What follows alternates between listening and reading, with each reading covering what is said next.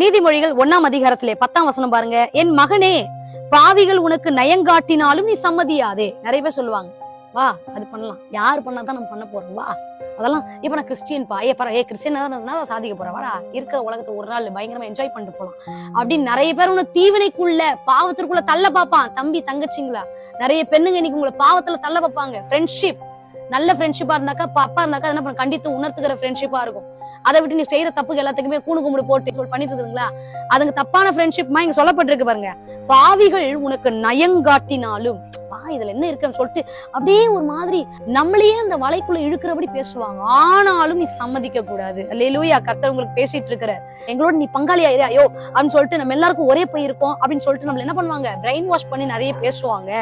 ஆனா அங்க சொல்லப்பட்டிருக்கு வசனம், என் மகனே நீ அவர்களோட வழி நடவாமல் உன் காலை அவன் பாதைக்கு விளக்குவாயாக. இந்த காலவேல் ஆவியாளர் பேசிட்டு இருக்கிறாங்க. தயவு செய்து ஒரு தப்பான ஒரு காரியத்திற்கு உங்க ஃப்ரெண்ட்ஷிப் உங்களை என்ன பண்றாங்க, உந்தி தள்ளுறாங்கனாக்கா, ஆண்டவர் சொல்றார், பாவிகள் உனக்கு என்ன நயம் காட்டினாலும் நீ சம்மதிக்க கூடாது.